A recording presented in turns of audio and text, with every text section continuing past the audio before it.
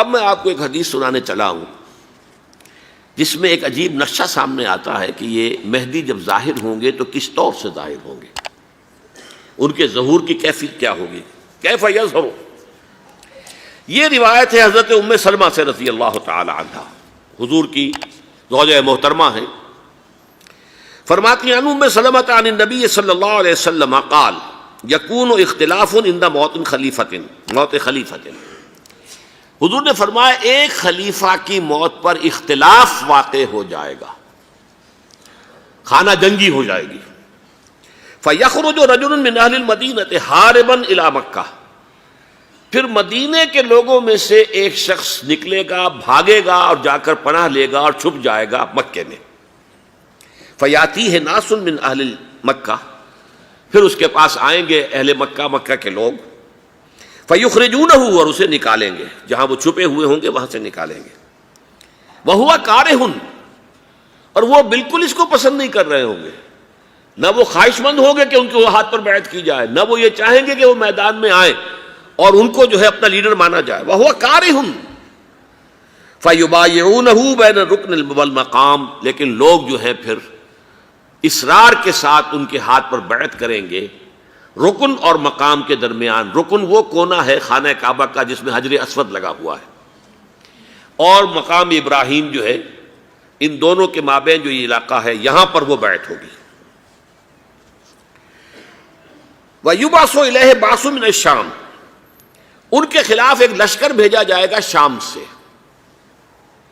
نہیں کہا جا سکتا کہ باسی حکومت اس وقت کی جو ہے اس کی طرف سے کوئی مسئلہ اس طرح کا اٹھ کھڑا ہو، اس لیے کہ ابھی تو بہرحال باسی حکومت وہاں ہے۔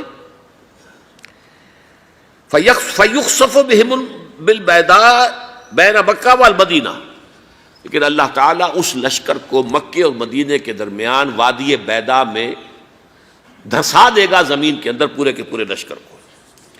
فَإِذَا رَأَى النَّاسُ ذَلِكَ، جب لوگ یہ دیکھیں گے کہ اتنی بڑی نشانی ظاہر ہو گئی، أَتَاهُ أَبْدَالُ الشَّامِ وَعَصَائِبٌ من العراق فَيُبَايِعُونَهُ، اب شام سے سارے کے سارے جو اولیاء اللہ ہیں وہ بھی آئیں گے، اور عراق سے جوق در جوق لوگ آئیں گے اور ان سے بیعت کریں گے۔ وَيَعْمَلُ فِي النَّاسِ بِسُنَّةِ نَبِيِّهِمْ، پھر وہ عمل کریں گے لوگوں کے مابین، حکومت کریں گے اپنے نبی کی سنت کے مطابق۔ وَيُلْقِي الْإِسْلَامُ بِجَرَانِهِ، اور اسلام اپنی گردن زمین پر ٹکا دے گا۔ وَالْأَرْضِ فِي الْأَرْضِ، زمین میں۔ فَيَلْبَسُ 7 سنین، پھر وہ 7 برس تک حکمران رہیں گے۔ ثم یتوفیٰ، پھر ان کا انتقال ہوگا۔ ویصلی علیہ المسلمون، اور مسلمان ان پر نماز پڑھیں گے۔ یہ جو میں نے آپ کے سامنے نقشہ کھینچا ہے، اس سے اب میں ایک نتیجہ نکالتا ہوں، اسے بھی میرا گمان کہیے، اختلاف بھی کر سکتے ہیں آپ، اگر اس کو وزنی سمجھیں تو قبول بھی کر سکتے ہیں۔ وہ یہ ہے کہ میرے نزدیک ان کے ظہور کا وقت قریب ہے، اور اس کی تھوڑی سی بعد میں مجھے معلوم ہوا کہ جین ڈکسن غالباً نام ہے امریکن اس کا، جس نے یہ پیشن کوئی خبر دی تھی کہ 1962 میں عالم عرب میں ایک بچہ پیدا ہوا ہے کہ جو وہاں کا نقشہ بدل کر رکھ دے گا۔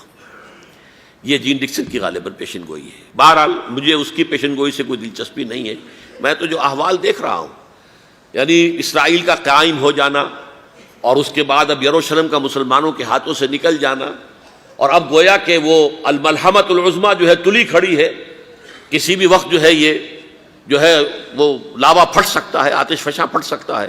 تو یہ تمام حالات ایسے ہیں کہ جن کی وجہ سے میں سمجھتا ہوں کہ ایک تو جو قرآن مجید کے اشارات میں نے آپ کو بتائے، 14 صدیاں، 14 دن میں چاند کا پورا ہونا، والقمر اذا اتسق، 14 دن میں 14ویں کا چاند۔